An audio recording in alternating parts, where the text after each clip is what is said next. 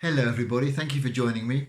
Two unconnected news items caught my attention recently. One was that Neil Gray, a DJ on Capital Radio, had tweeted photographs that he had taken, selfies that he'd taken over the last 10 years of his life, showing how he'd changed over that time. And the other item was about coffin clubs. These originated apparently in New Zealand some 8 or 9 years ago, but are taking off.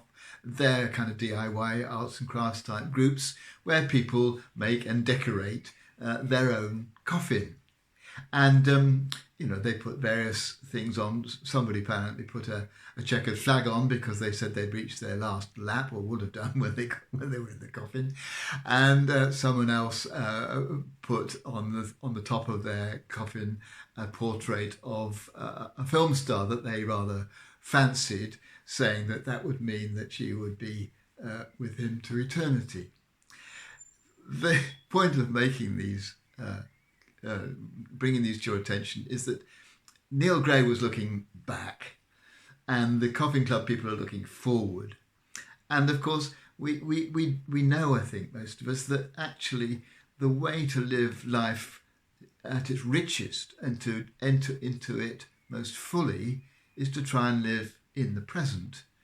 Of course, we sometimes think back with regret or with nostalgia or with joy. Sometimes we look forward with hopes, with dreams, with anticipation. But in day-to-day living, it's quite important to try just to be in the present moment. I once heard a Buddhist talk about this and said that the trouble with Western culture is that when people are eating an orange, they tend to tear off the next segment while they're still eating the first. Whereas actually what you ought to do is really enjoy the first, really savour it and get the full richness of that segment of orange before you even begin to think about the next one. A symbolic way of saying how important it was to take each moment as it comes and not always to be thinking about what you're going to do next.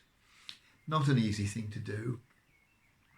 And it's something that we need help with. One thing I've found helpful was once suggested to me is just if you want to kind of be a bit more aware of the moment, is to be a bit more aware of your body, to be aware of how it feels to be inside the clothes that you're wearing, how your bottom is feeling sitting on the seat that you're sitting on, or your soles of your feet are feeling on whatever you're standing on. Just to be that physical awareness can help us to be in the moment. But it's certainly something worth pursuing. It helps to enable us really to enter into life at its richest.